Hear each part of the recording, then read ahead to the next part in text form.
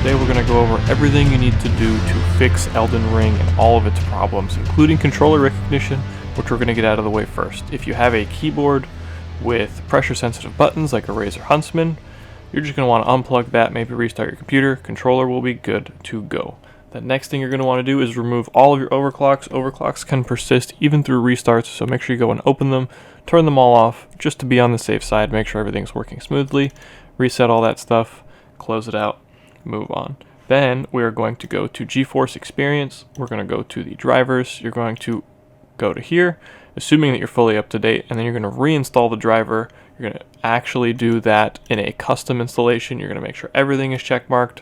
You're going to do a clean installation, and then if it does not restart your computer after it's done, you will restart the computer yourself. Secondly, if you do not need the overlay to record or do anything, you can turn that off too, just to get some extra little bit of resources out of your system. I need it on because I'm recording stuff, so that's that.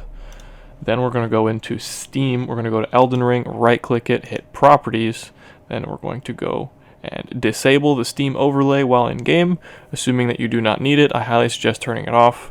Just go without it for now, just get the game working, turn it back on later, see if it makes things worse or not. Then you're going to go to local files and verify the integrity of game files, let it finish. If there's anything wrong with it, it'll fix it. If there's nothing wrong with it, it'll just finish, and you're done with that. Next, you're going to want to turn off all your RGB software, any other things, Dragon Center, lighting, blah, blah, blah. Just completely close all of the programs you are not using. I just have Discord over here. You can ignore that. I have Adobe. You can get rid of that. Or just close everything. You can even close Razer Central too, or if you have a iQ or anything like that, you can get rid of it. You really should just have maybe your Bluetooths, your Defender. You can remove media if you want. Your NVIDIA stuff you need to have open. If you don't need broadcast, you can get rid of it, assuming you have it or not. I don't know. Obviously, you don't need Adobe or Discord or anything, so it should just be Steam. Should be like 6 or 7 things, like max. Then you're going to go over to Device Manager. You can just search that up and open that over there.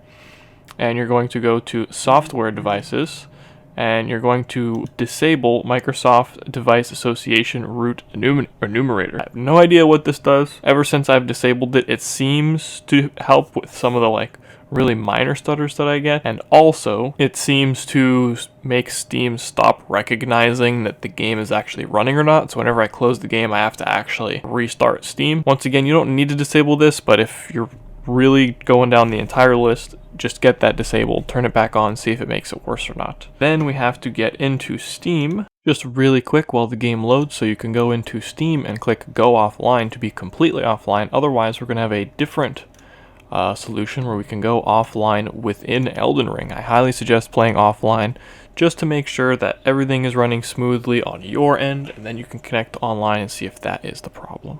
That error was because I had Photoshop and some other things open triggering anti-cheat, so I just restarted my computer, did everything I just told you guys to do, and now I'm going to open Elden Ring. As you can see, now we are in the game. Just a side note, an SSD would probably solve a great many problems. If you're running on a hard drive and you're having things like pop-in, or even a lot of stutters, could just be from the hard drive. Maybe not being able to keep up, so just any SSD will probably be fine. It's a great upgrade. Look into that. Now, as you can see here, I'm already playing offline in Elden Ring.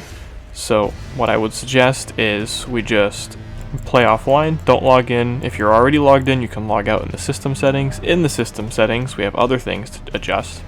So we're going to be making sure we're in full screen mode. We're going to be making sure our quality settings are set to high with auto detect off. We're not going to change anything in advanced settings unless you really want to turn motion blur off. But for the sake of making sure everything works properly, I'm going to leave it on for now. Everything is on high.